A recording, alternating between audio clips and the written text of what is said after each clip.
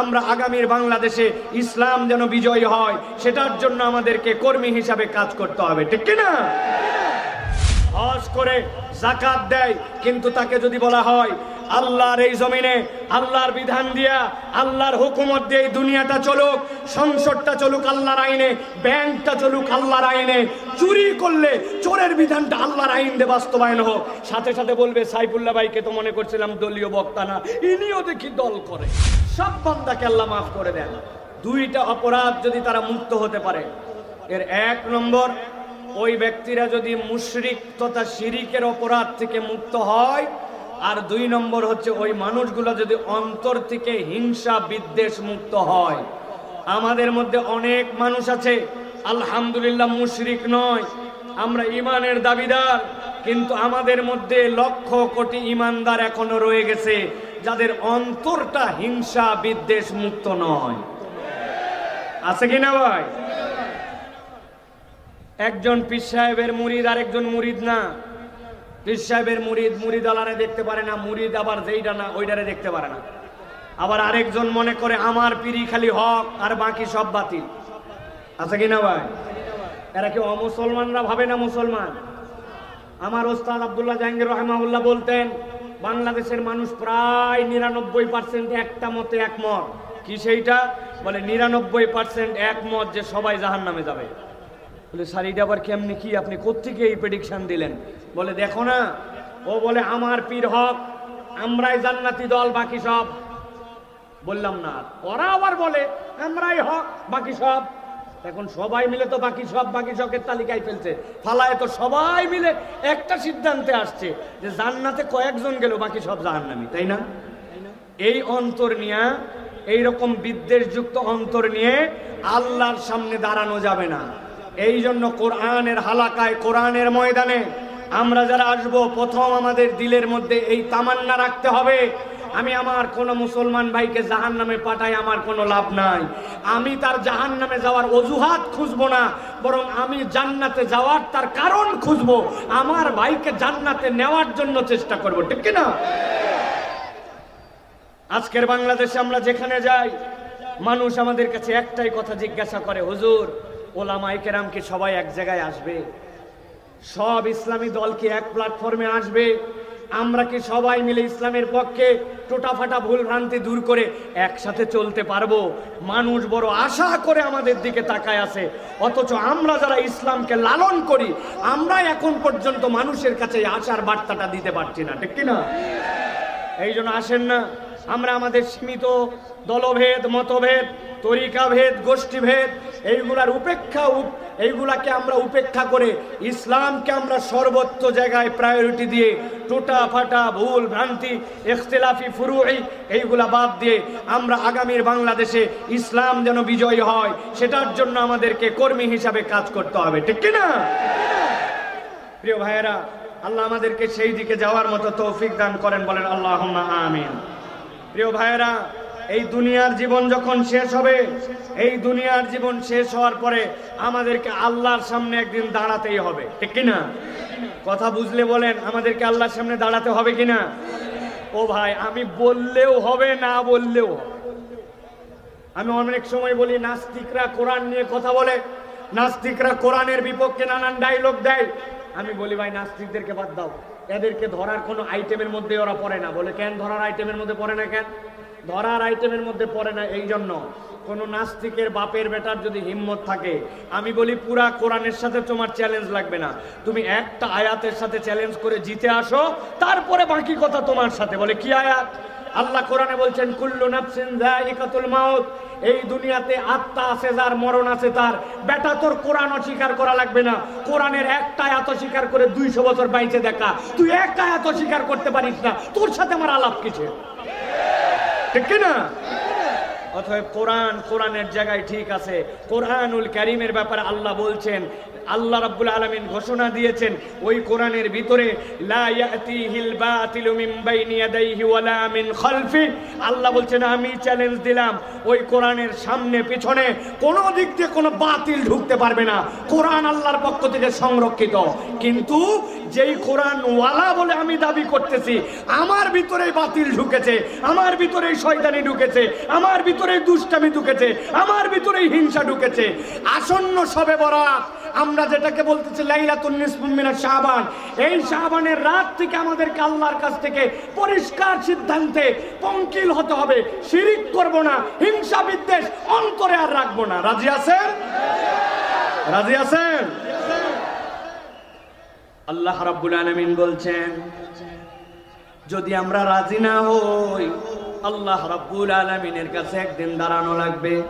আল্লাহ রাব্বুল আলামিন বলছেন, নবী জানান, ওয়ালাউ তারা ইযু কিফু আলান নার, দুনিয়ার বুকে অনেক বাহাদুর দেখেছেন, অনেক দাপটওয়ালা মানুষ দেখেছেন, দুনিয়ার বুকে বিরাট বিরাট ক্ষমতাধর, আল্লাহর পথে কথা বলা হয়েছে, ইসলামের পথে ডাকা হয়েছে, একটুকু পাত্তা দেয় নাই।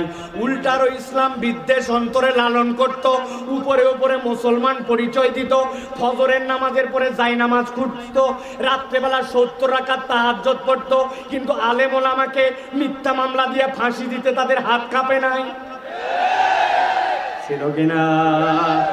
আমার আল্লাহ বলছেন, ভালো করে বোঝো, ওয়ালাউ তারা ইযু কিফু আলান নার, একদল লোককে যখন আপনি দেখবেন জাহান্নামের সামনে তারা হাজির হয়ে গেছে, সাথে সাথে তারা বলতে শুরু করবে, ফাকালু ইয়া লাইতানা, সবাই মিলে বলবে, আমাদের আজকে বড় আফসোস।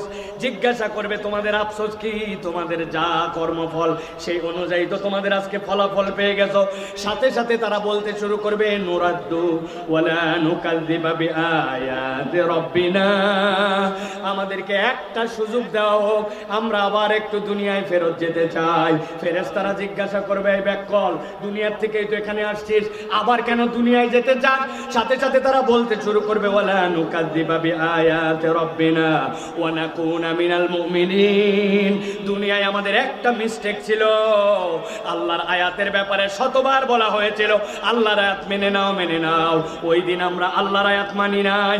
আজকে আমাদের কাছে জাহান্নাম, আজকে আমাদের সামনে আল্লাহর আযাব, আজকে আমাদের হাসরের ময়দান, আজকে আমাদের পুনরুত্থান, আজকে আমাদের আমলনামা আমাদের সামনে হাজির। আফসোস, আমাদেরকে একবার যদি দুনিয়ায় ফেরত পাঠাও, আমরা একবার দুনিয়ায় ফেরত যেতে চাই। জিজ্ঞাসা করি, বুঝে থাকলে উত্তর দেন। ওই দিন যাওয়ার পরে আফসোস করে যদি দুনিয়ায় ফেরত আসতে চাওয়া হয়, হাসরের ময়দান থেকে কি দুনিয়ায় ফেরত আসা যাবে?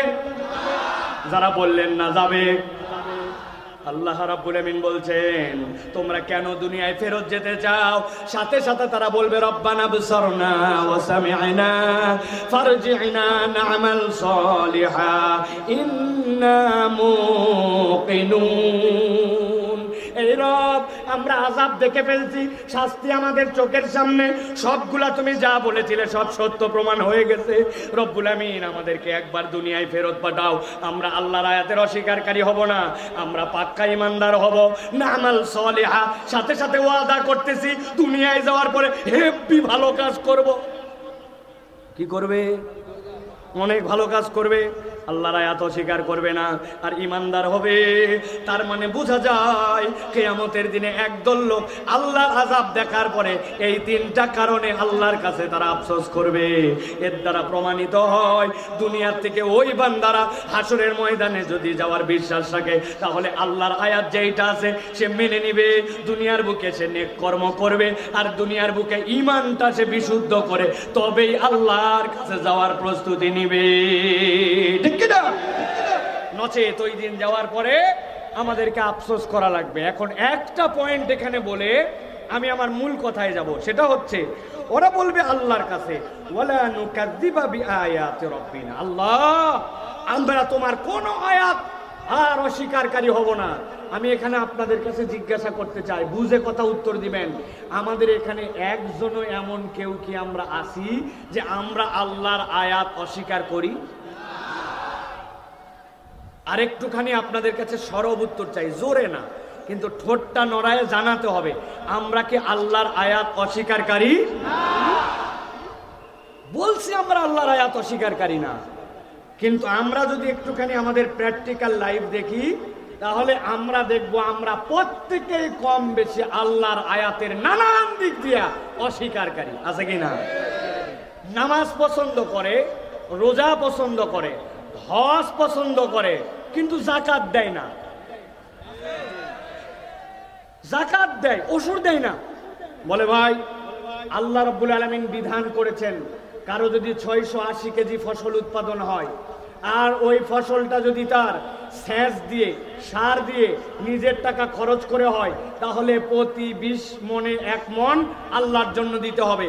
আর ওইটা যদি সেচ না লাগে, সার না লাগে, ওই যে নারিকেলের গাছ লাগাইছেন না লাগাইছেন কিচ্ছু দেওয়া লাগে না, তাহলে 10-এ 1 আল্লাহর ভাগ। ওই লোক বলে রাখ, যে দুনিয়া আসছে যত কষ্ট করে আবাদ করি, কত ধরনের রিস্ক নিয়ে আমি যাকাত দেই, কিন্তু ওসর দিতে পারবো না। বলেন তো ওসরের বিধান জানেই না এরকম মুসলমান আছে কিনা? আপনি বরিশালে অসংখ্য খুঁজে পাবেন। আরেকজন আছে নামাজ পড়ে, রোজা রাখে, হজ করে, যাকাত দেয়, কিন্তু তাকে যদি বলা হয় আল্লাহর এই জমিনে আল্লাহর বিধান দিয়া, আল্লাহর হুকুমত দিয়ে এই দুনিয়াটা চলুক, সংসদটা চলুক আল্লাহর আইনে, ব্যাংকটা চলুক আল্লাহর আইনে, চুরি করলে চোরের বিধানটা আল্লাহর আইন দিয়ে বাস্তবায়ন হোক, সাথে সাথে বলবে সাইফুল্লাহ ভাইকে তো মনে করছিলাম দলীয় বক্তা না, ইনিও দেখি দল করে। আছে কিনা? তার মানে ওই লোকের মন ওই পর্যন্ত আল্লাহর আয়াত মানে, যতটুক পর্যন্ত তার দিল টানে। আল্লাহ এই জন্য বলছেন, হাসরের দিনে যাওয়ার পরে বড় গলায় বলে আসছিলে আল্লাহ তোমার আয়াতে বিশ্বাস করি, কিন্তু তোমার ঈমান পূর্ণ হয় নাই। ওই ঈমান পূর্ণ না হওয়ার জন্য বলবে ওয়ালা নুকাজ্জিবা বিআয়াতি রাব্বিনা, আল্লাহ দুনিয়ায় ফেরত পাঠাও, এবার যাওয়ার পর আর উল্টাপাল্টা করব না। কিন্তু ওই দিন আর দুনিয়ায় আসার সুযোগ থাকবে। আবার এক শ্রেণীর লোক আছে, নামাজ পছন্দ আছে, রোজা পছন্দ আছে, হজ পছন্দ আছে, কিন্তু যেই না জিহাদের কথা বলা হবে সাথে সাথে বলবে জিহাদ মানে জঙ্গিবাদ, জিহাদ মানে বাড়াবাড়ি। আরে রাখো, এটা 1450 বছর আগে ছিল জিহাদ, এখন আর জিহাদ টিহাদ লাগে না। কি বলে? ভালো করে বুঝবেন, এইগুলোর নাম ঈমান। এই ঈমান যদি আমার পূর্ণ না হয়, তাহলে আল্লাহর বিধানে আপনার ঈমান আনা হয় না। ঠিক কিনা?